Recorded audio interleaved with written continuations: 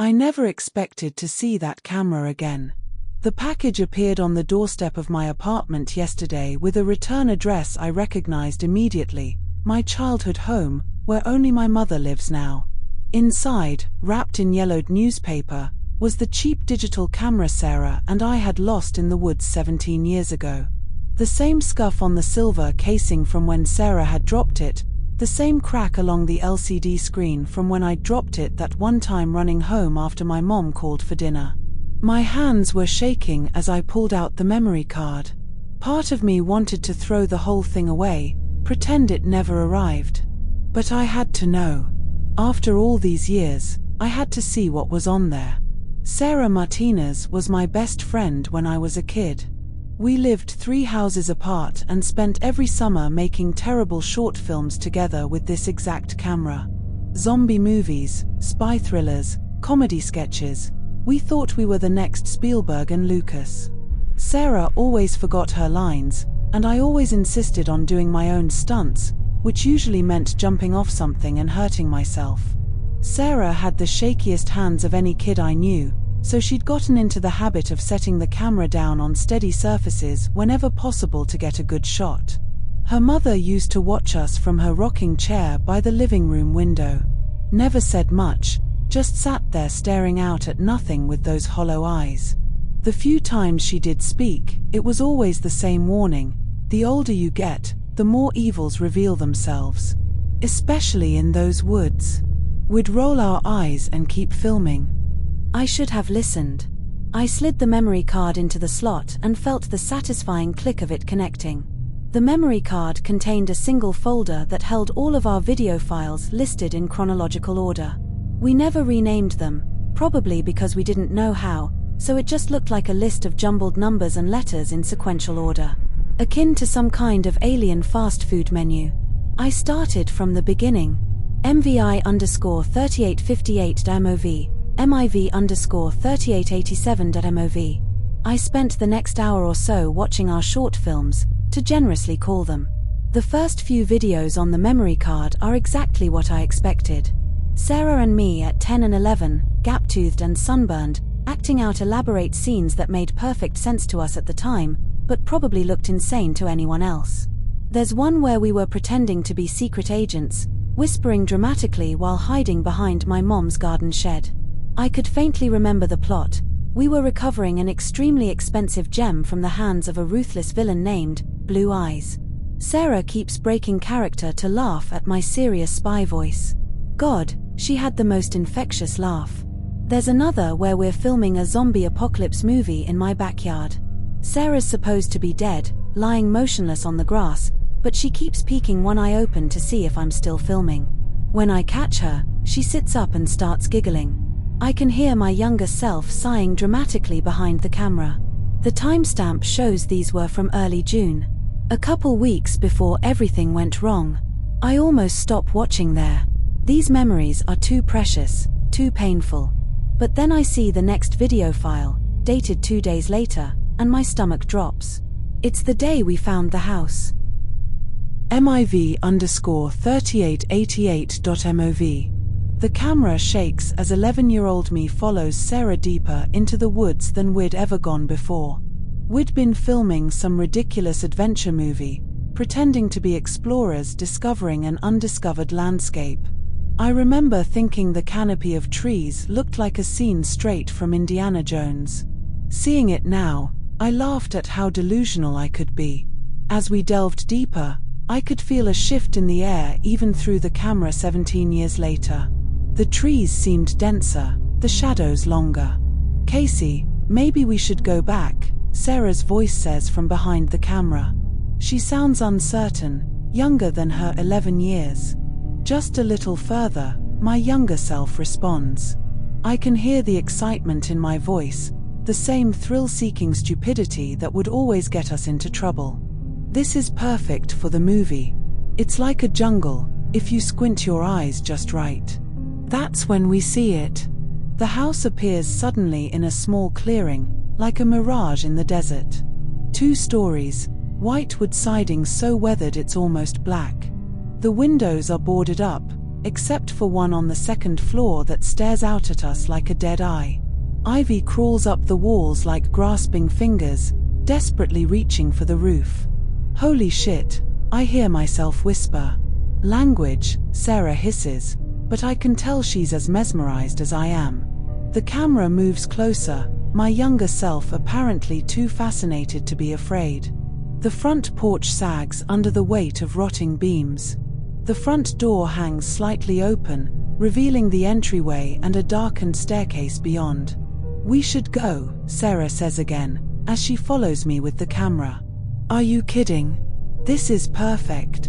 Change of plans. We could film the best horror movie ever here. My voice is breathless with excitement. I want to reach through the screen and shake that stupid kid, tell him to listen to his friend, to turn around and run. But he doesn't. We don't. Sarah gets closer to the house, the camera fixated on that half-open door. For just a moment, I swear I can see movement inside. A shadow that passes in front of the doorway and stops, making it almost pitch black inside. We step toward the entrance and I can hear my younger self ushering Sarah toward the door. Come on, let's just peek inside. It doesn't look like anyone's lived here in years. The camera begins to shake again. Sarah's breath grows heavier behind the camera. She lifts the lens toward the sun, as if to say nothing bad happens during the daytime. The front door groans as we push it open wider. Sarah steps inside first, the camera capturing the dusty air swirling in the afternoon sunlight that streams through the doorway. I remember it smelling like old wood and decay, not the worst smell in the world, but enough to stick in your nose for a couple of hours. It's so quiet, Sarah whispers. Her voice echoes slightly off the bare wood flooring. The camera pans across the front room to the left. Furniture sits covered in white sheets, and I can see my younger self reach out to pull one away from what looks like a chair. Dust explodes into the air, making both of us cough. Look at this place, I hear myself say with awe. It looks just like a movie set. Sarah moves across the front hall toward the kitchen. The wooden barricades outside of the windows made the kitchen exceedingly darker than the rest of the house, and the old camera didn't adjust well to the lighting. The footage became extremely grainy, even more so than it already had been for a 2006 Handycam. Suddenly she lets out a stifled shriek as the view of the camera goes tumbling to the floor, leaving me to stare at the bottom of a disgusting fridge. My heart sank as I leaned toward my computer screen. I didn't remember it happening like this. This was too soon. From across the decrepit house, I can hear my younger voice come through the microphone. Sarah? Sarah, are you okay? A second passes before a shuffling behind the camera begins and Sarah's voice rings out. Yes, I'm sorry. There's just this creepy painting of a man in the kitchen. I thought someone was staring at me. She picks up the camera and moves back toward the main hall. That's when we hear it, a soft thud from somewhere upstairs. The camera freezes. Did you hear that? Sarah says softly. Probably just the house settling, my younger self says, but I can hear the uncertainty creeping in. Old houses do that. The camera tilts up toward the ceiling, as if trying to see through it to the floor above. For a moment, everything is perfectly still. Then another sound, a long, slow creak, like someone taking a careful step across old floorboards. Okay, maybe we should go, Sarah says, backing toward the door. The creaking gets louder, more deliberate. It sounds like it's moving directly above us now, following our path through the house. Sarah's breathing becomes more audible behind the camera. That's definitely not the house settling, she whispers. We both stand perfectly still, listening. The footsteps stop right above where we're standing. Then, suddenly, a loud crash from upstairs, like the sound of thunder, reverberates through the house. Run, my younger self shouts. Sarah spins toward the door, the camera bouncing wildly as we both sprint for the exit. I can hear our panicked breathing, our feet pounding across the old floorboards as we race outside. We don't stop running until we're well into the tree line. Finally, Sarah turns the camera back toward the house, both of us gasping for breath. "Did you see what fell?" I hear myself ask between heavy breaths. "No, I was too busy getting out of there," Sarah laughs nervously. She pauses for a moment before letting out a snort. "But look." The camera zooms in on the only second-floor window that isn't boarded up. There, barely visible through the glass, is an orange tabby cat sitting calmly on the windowsill, cleaning its paw. "A cat," my younger self exclaims, relief flooding his voice. "It was just a stupid cat. It probably knocked something over." We both start laughing, that giddy, relieved kind of laughter that comes after a near-death experience. Sarah keeps the camera trained on the window as we continue to joke about being afraid of a house cat. "Run," Sarah says mockingly. "Really, Casey? Who would have guessed that between me, you, and a house cat, you're still the biggest pussy?" I could almost hear Sarah catch herself saying a bad word as the camera jolted a bit. "Language." Me and my younger self replied in unison sarcastically. It would have almost been cute if it wasn't for what I saw next. 17 years later, I saw something both of us had missed completely. Through the window, just above the cat, were two piercing blue eyes staring at us, unblinking. The cat arches its back and hisses at the figure behind it before being snatched violently into the darkness. The eyes remain motionless for another few seconds before slowly disappearing back into the shadows of the room. Neither Sarah nor I noticed any of this at the time. We were too busy laughing at ourselves for being so scared. We had no idea of what we should have truly been afraid of. The video ended with both of us walking back to my house, discussing our plans to sneak out one night to film our horror movie in the woods. I can faintly remember wanting any excuse to use the night vision feature on our camera. I had to take a break before watching the final video. My apartment is starting to feel too small, too quiet. The timestamp on the next file is from 1 week later. The night of July 15th. The night Sarah disappeared. I hesitated to press play, but I had to know. It was my chance to finally find out what happened in that house. MIV_3889.mov. The footage starts with darkness, the camera's night vision giving everything a sickly green tint. I can hear our whispered voices as we creep through the woods, trying not to make too much noise. "This is so stupid," Sarah's voice comes from behind the camera, more nervous than I remembered. "It's going to be amazing," my younger self responds. "Trust me. Using the night vision as the monster's point of view will make it look way more professional, just like the Predator." I couldn't help but chuckle at my naive past self. We reach the house. It looks even more menacing at night, if that's possible. The shadows seem deeper, more alive. The boarded windows reflect our camera's light back towards us, making it look like the house was adorned with multiple black eyes, similar to a spider. "Okay," I hear myself say, trying to sound confident. "So you take the camera inside and we'll use our walkie-talkies to communicate. I'll do the scene where I'm running from the monster, and you can film me through the window. It'll look like the monster's perspective." "I don't want to go in there, Casey. Come on, don't be a baby. It's just an old house." I hate myself for those words. I hate that 11-year-old boy and his cruel dismissal of his best friend's fear. The camera shakes as Sarah reluctantly approaches the front door. I can hear her breathing, quick and shallow. The door creaks as it opens wider, and then she's inside. The night vision reveals a nightmare of decay. Wallpaper peels in long strips. Furniture still sitting covered in white sheets like ghosts. I almost didn't catch it at first, but the chair that I had pulled the covering off of the week prior was covered again. Sarah didn't notice. A staircase leads up into darkness, so complete it seems solid black. Sarah moves to the kitchen that faces the front of the house.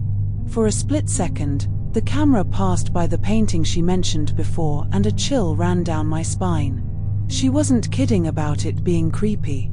From what I could make out in the short time, a dark figure stood against the backdrop of a forest with two piercing blue eyes that seemed to follow as the camera moved. I could tell she was trying to walk by it as quickly as possible. True to her habit, she sets the camera down on the windowsill, angling it to capture my 11-year-old self standing outside. He looks small and vulnerable in the green glow of the night vision. He waves at the camera. "Okay," Sarah says, her voice steadier now. "Action." I watch my younger self perform his scene. Running back and forth, looking over his shoulder in mock terror, playing at being chased by imaginary monsters. A sound from deeper in the house, a slow, deliberate creaking, like someone walking across old floorboards down the hall, bled through the camera's microphone. My younger self couldn't hear it at the time, but I leaned forward, desperately hoping to change the past. The camera stays fixed on the window, but I can hear Sarah's breathing change, becoming quick and shallow. The creaking gets louder. Then my younger self stops his performance proudly and moves towards the kitchen window, yelling out just loud enough for the microphone to pick up, "Ha! How was that? Pretty convincing, right?" No response. Through the static-filled microphone, I can hear Sarah moving away from the window, trying to be quiet. "Sarah." The camera sits motionless on the windowsill, still fixated on me. I stare at my younger self outside, looking confused and a little annoyed. "Sarah, this isn't funny." That's when her voice comes through the walkie-talkie, barely a whisper, "Shut the hell up." A brief moment passes. There's someone else in here. The camera doesn't move from its position on the windowsill, but I can hear Sarah's movement through the audio, careful footsteps, trying to be silent. My younger self outside has gone rigid, finally understanding that something is wrong. "It sounds like they went upstairs," Sarah whispers through the walkie-talkie. "I'm going to make it for the front door." I can hear her moving through the house, her footsteps barely audible, but the camera stays fixed on the window, showing only my terrified younger self standing outside. The audio picks up everything: Sarah's ragged breathing, the creak of floorboards, the sound of her trying to navigate around furniture in the dark. That's when I hear her stop. "Oh God," Sarah breathes, her voice coming through both the walkie-talkie and the camera's audio. "What?" comes my younger self's voice, barely audible. "The man in the painting is gone."